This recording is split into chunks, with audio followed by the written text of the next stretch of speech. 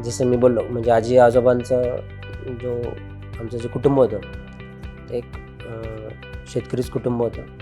आजी गृहिणीच होत्या आणि आजोबा शेती करायचे. तेव्हा एवढी शेती नव्हती त्यांच्याकडे. मग जेव्हा वडील पुढे 17 वर्षापासूनच 100% शेती एवढाच विषय त्यांचा राहायचा. शिक्षण वडिलांनी 10वी नंतर सोडलं होतं. वडील फक्त 10वी शिकले होते आणि आई पण आमच्या 9वी शिकल्या होत्या. आई पण गृहिणीच होती. तर म्हणजे घरामध्ये आजी आजोबा किंवा आईवडिलांमध्ये असं काही मोठं शिक्षण झालं आहे किंवा मोठा काही वैद्यकीय वारसा आहे, शैक्षणिक वारसा आहे, त्याचं काही नव्हतंच. 100% शेती आणि ग्रामीण भाग हेच आपलं मूळ होतं आधीपासून. पण एक चांगली गोष्ट अशी होती की आजी आजोबांनी मानभोपंथाचं जे पालन म्हणतो आपण, त्यांनी त्यांच्या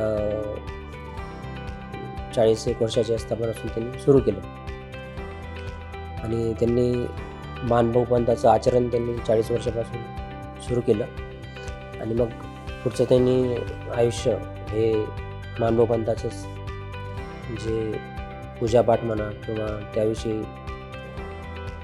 जास्तीत जास्त त्यांनी आयुष्य समर्पित करण्याचा त्यांचा प्रयत्न होता.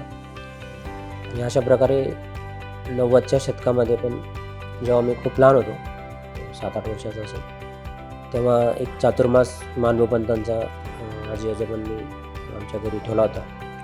चातुर्मास म्हणजे 4 महिन्यासाठी जे संत मंडळी आहे सर्वांना तिथं मुक्काम आणि त्यांचं सगळं भोजन आणि त्यांचं पूजापाठ वगैरे त्यांची सगळी व्यवस्था करणे आणि येणारे जाणारे जेवढे तिथं भक्त असतील त्यांची सगळी व्यवस्था ठेवणे असा त्यावेळेचा तो खूप मोठा कार्यक्रम म्हणजे जिल्हास्तरीय कार्यक्रम तो त्यावेळेस 90च्या शतकामध्ये आजी आजोबांनी आणि वडिलांनी घेतला होता.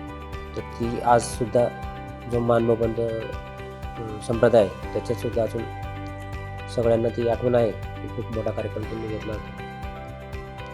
आणि आजींचं असं होतं की मानभोपंथात आता आमच्या गावातनं जी एक पदयात्रा निघते, जाळीचा देव जे बुलढाण्याला मुख्य स्थान आहे, वाघपासून तर जाळीचा देव जी पदयात्रा निघते ती आमच्या आजींनीच सुरू केली होती.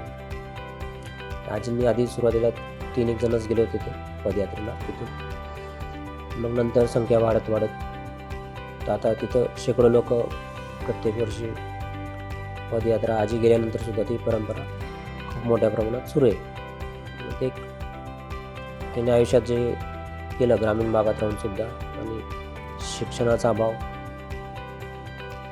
अशा गोष्टी असताना सुद्धा अध्यात्माविषयी त्यांची जी आवड होती त्यांनी ते पुढे चालवून एक उदाहरण आपल्याला असं ठळकपणे मांडून दाखवलं की ते आजसुद्धा लोकांच्या लक्षात आहे.